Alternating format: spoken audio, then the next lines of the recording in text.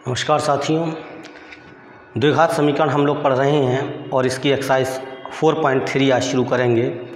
पिछले दिनों मैं बुखार में रहा इसलिए आपको प्रॉपर वीडियो नहीं मिल पाए, लेकिन आज से प्रयास करेंगे आपको प्रॉपर वीडियो मिले।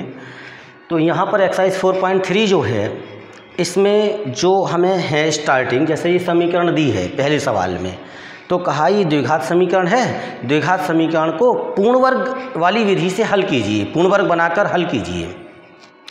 और दूसरे सवाल में जो क्वेश्चन नंबर 2 पड़ा हुआ है, उसमें इसी में लिखा हुआ है कि इसको हल कीजिए द्विघात सूत्र की सहायता से, जिसको हम लोग श्रीधराचार्य जी का सूत्र कहते हैं, उस सूत्र की सहायता से हल कीजिए। इससे पिछले एक्सरसाइज में हमने द्विघात समीकरण को गुणनखंड विधि से हल करना सीखा ही है, हमने बताया था कई विधि से हल करते हैं। तो यहाँ पर इस सवाल को पहले हमें हल करना है। इसको अगर हम पहले सवाल की दृष्टि से देखें तो पूर्ण वर्ग बनाकर हल करना। और जिन विद्यार्थियों ने यदि गुणनखंड ठीक से 8th 9th में सीखे हैं तो उनको थोड़ा सा अभ्यास होगा। यदि नहीं भी है, मैं ये मानता हूँ कि चलो ध्यान में नहीं होगा, तो मैं थोड़ा सा फिर आपको उसके बारे में बता रहा हूँ पूर्ण वर्ग क्या है। जैसे पूर्ण वर्ग हम अंकगणित में देखते हैं कि यहाँ पर एक संख्या है, अब 1 का वर्ग 1 आया, 2 है, 2 का वर्ग 4 है, 3 का वर्ग 9 हो गया। तो ये 1, 4, 9 ये पूरे वर्ग आ रहे हैं। तो ये वाली संख्याएं पूर्ण वर्ग कहलाती हैं, क्योंकि ये जिस संख्या के वर्ग हैं वो पूर्णांक है। जैसे 1 का वर्गमूल निकालोगे तो 1 आएगा, 4 का वर्गमूल देखोगे तो 2 आएगा, 9 का वर्गमूल देखोगे 3 आएगा। अब अगर 8 है तो 8 भी वर्ग, लेकिन 8 का जो वर्गमूल है वह पूर्णांक नहीं है, इसलिए 8 पूर्ण वर्ग नहीं है। तो आप ये 1, 4, 9, 9 के बाद अगला हो जाएगा पूर्ण वर्ग 16। तो ये तो अंकगणित का इस तरह से रहा हिसाब। अब बीजगणित में क्या होता है, बीजगणित में पूर्ण वर्ग का क्या मतलब है? देखिए, आपने एक फार्मूला पढ़ा है, इस दृष्टि से भले ही ना देखा हो इसको, लेकिन पढ़ा है x + y का whole square equal to x² + y² + 2xy। और बहुत सारे बच्चे टीचर्स के दबाव में याद तो कर ही लेते हैं, रट तो लेते ही हैं फार्मूलों को। और x - y का whole square equal to x² + y² - 2xy। Formula है क्या ये है कि अगर x + y की x + y से गुणा किया जाए, यानी x + y का जो वर्ग है तो वो ये आता है। इसका मतलब अगर हम इसको ऐसे करके भी सोच लें कि ये जो है x² + y² + 2xy, ये एक वर्ग है, यानी x² ऐसे विचार करो + y² + 2xy, यह एक वर्ग है। जैसे ये था 3 का वर्ग 9, तो 9 एक वर्ग है, किसका वर्ग है? 3 का वर्ग है। इसी प्रकार से x² + y² + 2xy पूरा व्यंजक, ये व्यंजक एक वर्ग है, पूर्ण वर्ग है। किसका वर्ग है? x + y का वर्ग है। एक चीज़ नहीं है, एक पद नहीं है, व्यंजक है वर्ग। अब इसका मतलब ये हुआ कि अगर ये ऐसे नहीं है, मान लीजिए x² + y² + xy लिखा है, तो क्या ये पूर्ण वर्ग होगा? आप बिल्कुल साफ समझ में आ सकती है कि ये व्यंजक अब पूर्ण वर्ग नहीं है, क्योंकि ये केवल xy है। 2xy होता तो पूर्ण वर्ग होता है, ऐसे है हिसाब। तो अब मुझे क्या करना पड़ेगा, इस व्यंजक को पूर्ण वर्ग बनाने के लिए इसमें xy जोड़ूं और xy घटाऊं, जिससे समीकरण बैलेंस भी रहे। नहीं तो ये थोड़ी अपनी तरफ से सीधे 2 लिख देंगे। भाई 1 xy ये है, इसमें क्या जोड़ा जाए कि ये पूर्ण वर्ग हो जाए? 1 xy और जोड़ दो। तो गणित कहता है कि बैलेंस रखना चाहिए, इसलिए जितना जोड़ते हैं उतना ही घटाते हैं, जितने से गुणा करना उतने से भाग करना। अब ये दोनों मिला के क्या हो गया? x² + y² + 2xy - xy। ये जो व्यंजक है, ये वाला व्यंजक, ये पूर्ण वर्ग हो गया। ऐसे है। अब यानी कि अगर आप देखोगे फिर उसी हिसाब से, अगर कहीं लिखा हुआ है x² + y², इसमें दिए हुए दोनों पद वर्ग हैं, लेकिन व्यंजक x² + y² वर्ग नहीं है, तो पूर्ण वर्ग बनाने के लिए क्या जोड़ा जाए? तो दोनों पदों के वर्गमूलों के गुणनफल का दुगना जोड़ा जाए, यानी कि 2xy जोड़ दो, और जितना जोड़ते हैं भैया उतना ही घटा देते हैं। तो ये इतना जो व्यंजक है ये पूर्ण वर्ग हो गया। एक वैरायटी तो ये वाली होती है x square plus y square लिखा है, यानी दिए हुए दोनों पद वर्ग हैं। तो दूसरी एक कैटेगरी ये होती है एक्स स्क्वायर लिखा है और 2xy लिखा है, यानी कि दिए हुए दोनों पदों में से एक पद वर्ग है, दूसरा नहीं है। तो फिर कैसे वर्ग बनाएंगे? तो हम ये देखेंगे जिसका वर्ग है, किसका वर्ग है, ये x का वर्ग है। तो अब दूसरे वाले पद में x का गुणांक देखा जाएगा, क्या है x का गुणांक, क्या है 2y, उसका आधा लेंगे, क्या हो जाएगा y, उसका वर्ग जोड़ दो, ये है हिसाब। यानी कि जिसका वर्ग है उसके गुणांक के आधे का वर्ग जोड़ देते हैं और उतना ही घटा देते हैं, तो ये क्या हो जाएगा, ये पूर्ण वर्ग हो गया। तो इस प्रकार से पहले जो व्यंजक है उसको पूर्ण वर्ग बनाना, और पूर्ण वर्ग बनाएंगे तो चूंकि इसको जोड़ना घटाना होगा ही होगा, तो आगे कुछ आता ही है।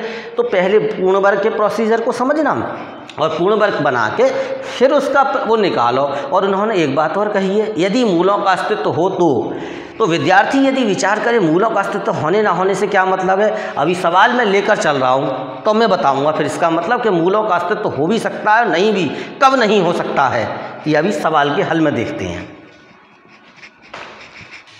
अब जैसे ये लिखा है, सबसे पहले है कि पूर्ण वर्ग बनाकर इसको हल करना है। पूर्ण वर्ग बनाने के लिए सबसे पहले क्या काम करूँ, एक्स स्क्वायर गुणांक को अकेला करना चाहिए, तो एक गुणांक में एक रहना चाहिए। इसके लिए क्या करना है, यहाँ पर 2 को कॉमन ले लेना, और 2 कॉमन ले लिया तो x square minus 7/2x plus 3/2 बराबर 0। अब जो पूरी ब्रैकेट की गुणा में 2 है, बराबर के इधर गया, 0 को भाग करेगा 0 हो जाएगा, x square minus 7/2x plus 3/2 बराबर 0।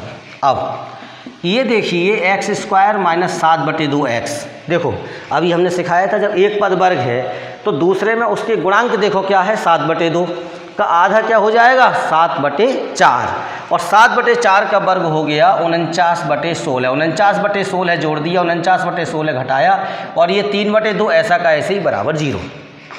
यानी इस व्यंजक को पूर्ण वर्ग बनाने के लिए जिस पद का वर्ग है उसके गुणांक के आधे का वर्ग जोड़ना और उतना ही घटाना। अब ये वाली चीज़ अगर आप लाइन देखेंगे, ये लाइन, इतनी चीज़ अगर आप देखेंगे ये, तो ये समझ लें इस चीज़ को अगर आप देखें तो ये पूर्ण वर्ग बन रहा है। इस चीज़ को अगर आप देखें तो ये पूर्ण वर्ग बन रहा है। देखो एक x का वर्ग है और ये हो गया 49/16, तो किसका वर्ग हो गया, 7/4 का वर्ग हो गया, और ये दोनों की गुणा का दुगना हो गया। तो भैया अब यहाँ पर अगर देखोगे तो बीच में चिन्ह माइनस का आ रहा है, तो इसको लिखोगे x माइनस 7/4 का वर्ग। अब जिन विद्यार्थियों को वैसे 7th में खोलना सिखाया जाता है ये वर्ग, अभ्यास होगा तो आ गया होगा कि हाँ ऐसे ऐसे वर्ग तो खोले हैं, वही है, इसको ये लिखना और इसका वर्ग खोल के ये लिखना, ये दोनों चीज़ें आनी चाहिए।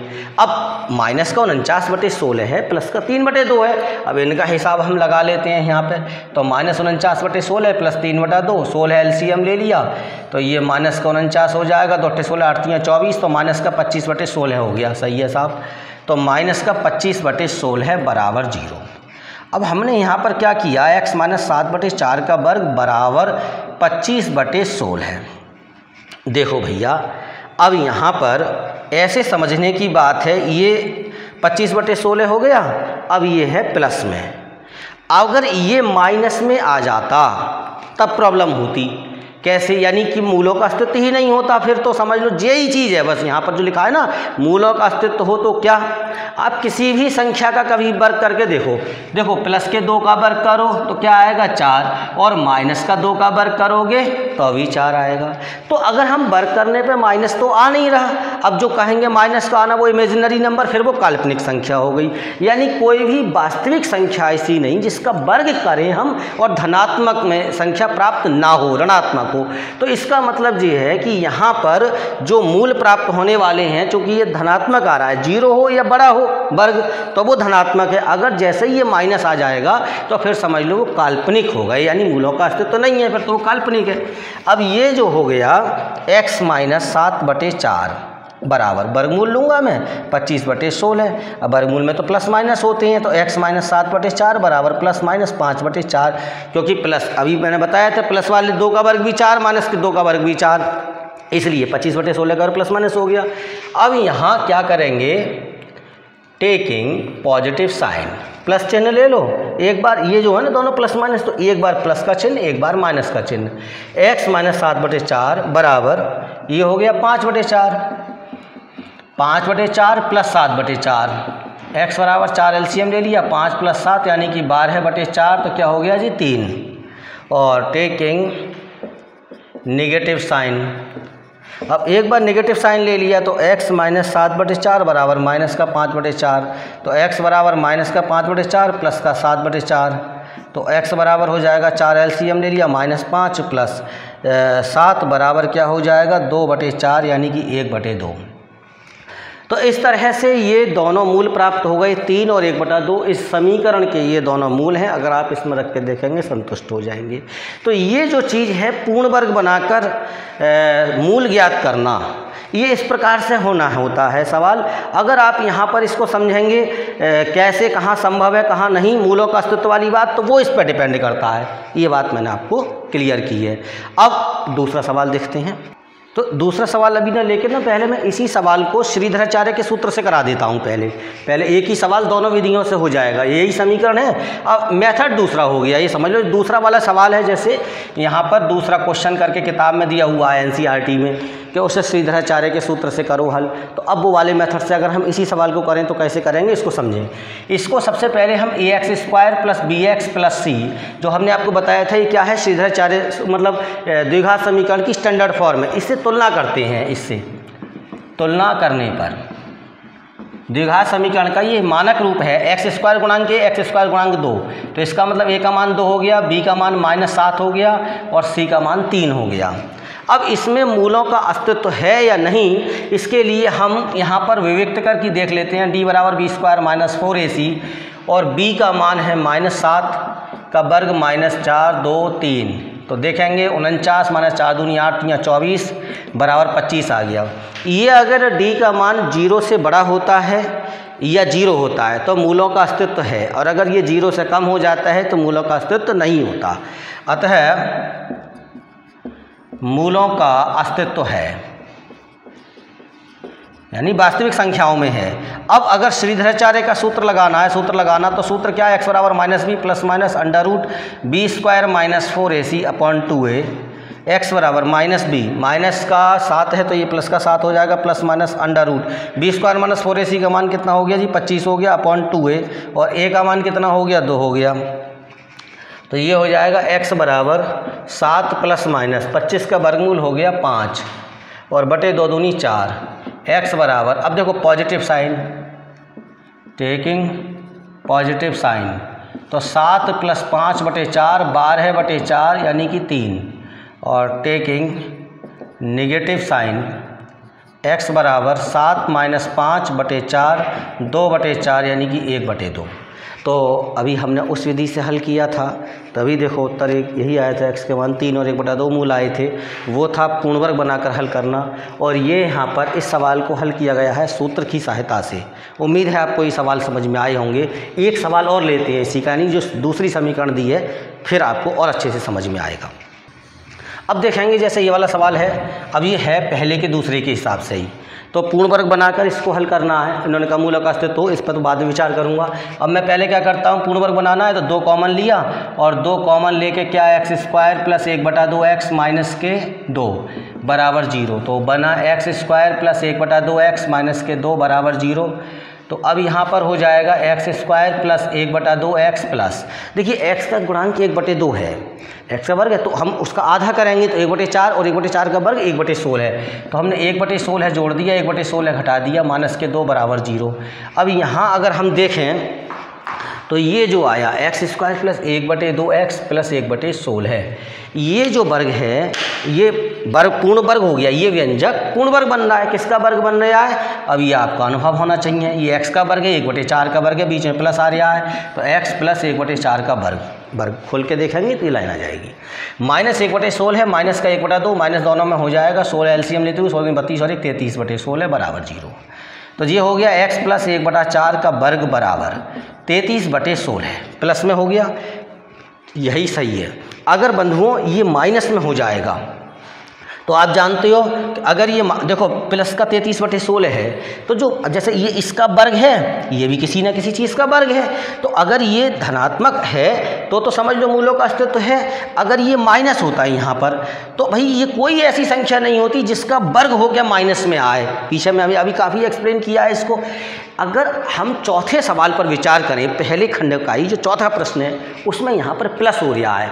अगर यहाँ पर सोचिए आप प्लस हो जाता है तो ये प्लस होगा, और उस स्थिति में यहाँ पर जो बनेगा वो 16 दूनी 32, 16 दूनी 32, तो ये यहाँ पर जो बचता फिर वो प्लस में बचता, और कितना बचता 32 में से 1 घटाओगे 31, और इधर आके क्या हो जाएगा माइनस हो जाएगा। तो फिर अब ये माइनस में तो किसी का वर्ग होके आता नहीं, तो फिर यहाँ से आगे लिख दी जाएगा मूलों का अस्तित्व नहीं है। यानी इसी पहले सवाल में जो चौथा खंड है उनके मूलों को नहीं ज्ञात किया जा सकता, वो तो काल्पनिक हो गए। तो यहाँ पर जो है अभी मैं वापस इसी सवाल पर आता हूँ जो करा रहा हूँ। फिर ये मैंने केवल चिन्ह बदलने के कारण से आपको दिखाया कि ये इतना बड़ा परिवर्तन यहाँ से हो रहा है। तो यहाँ पर तो ये प्लस का 33/16 है इसमें, तो ये जो है वास्तव में मूलों का अस्तित्व है। तो अब x + 1/4 का वर्ग, अब जब हम वर्ग हटाएंगे यहाँ से तो भाई इधर वर्गमूल लेंगे तो क्या हो जाएगा ±√33/4। अब यहाँ पर दो बातें हो गई, एक बार प्लस चिन्ह ले लो, एक बार माइनस चिन्ह ले लो। तो पूरा लिख कर दिखा देंगे, टेकिंग पॉजिटिव साइन, धनात्मक चिन्ह लेने पर वो यहाँ से लिया जाता है √33/4। अगली बार माइनस लेकर देख लेंगे तो समीकरण बन जाएगी x बराबर √33/4 माइनस का 1/4, और x बराबर 4 एलसीएम ले लिया √33 - 1, तो भैया एक तो ये हो गया देखो।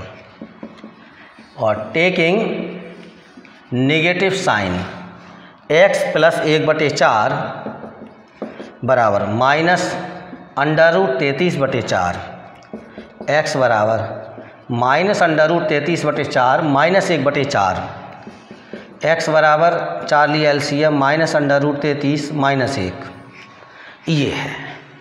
तो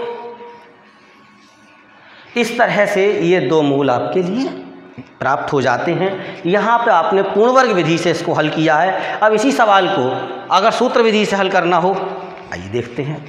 अब देखो इसी समीकरण को यदि सूत्र विधि से हल करना हो तो कैसे करेंगे, ax², अब जो दूसरे का प्रश्न हो जाएगा, ax² + bx + c बराबर 0 से तुलना करने पर, तो जब तुलना करोगे a का मान 2 हो गया, b का मान 1 हो गया, x का गुणांक कुछ दिख नहीं रहा है इसका मतलब 1 है, और c का मान -4। कुछ बालक एकदम से 4 लिख लेते हैं, ये गलती करोगे क्योंकि चिन्ह सहित लिखना है, पीछे ही बताई थी। अब यहाँ पर d बराबर b² - 4ac, तो b का मान 1 है, -4, a का मान 2, और देखो c का मान -4 है। तो अब यहाँ पर 1 4 दूनी 8 चौक 32 और माइनस है, इसलिए यहाँ पे गुणा होकर प्लस हो जाएगा, और 32 और 1 33। तो भाइयों यहाँ पर d बराबर 33 हो गया। तो जब भी आप ये समझ लो d ≥ 0 है, 0 के बराबर है या 0 से बड़ा है, तो मूलों का अस्तित्व है। अगर d <0 हो जाता तो मूलों का अस्तित्व नहीं होता, वास्तविक नहीं होते, मूल काल्पनिक होते। अब इसमें बात एक समझने की है, जैसे पहले के चौथे वाले में प्लस दिया है, अगर यहाँ प्लस होता, यहाँ प्लस होता तो ये माइनस के 32 आते, तो माइनस का 31 फंस जाता, तो फिर काल्पनिक मूल हो जाते।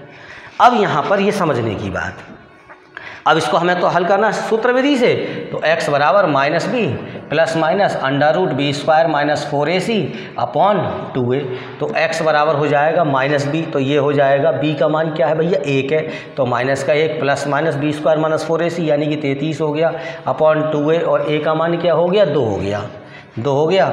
x बराबर -1 ± √33/2 दूनी 4। इस तरह से ये इसमें दोनों मूल आ गए।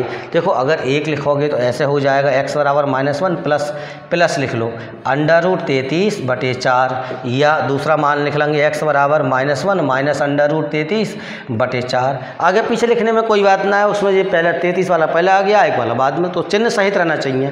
तो इस प्रकार से इसके ये दो मूल दिख गए।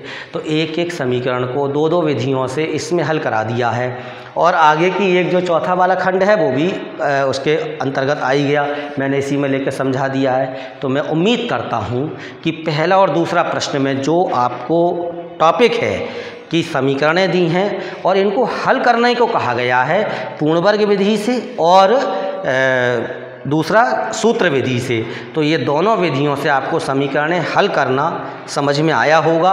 और यदि कहीं कोई दिक्कत लगे तो वीडियो को दोबारा से देखें, धीरे से देखें, समझें, आपको अच्छे से समझ में आ जाएगा, ऐसा मुझे उम्मीद है। इसके आगे के सवाल अगले वीडियो में।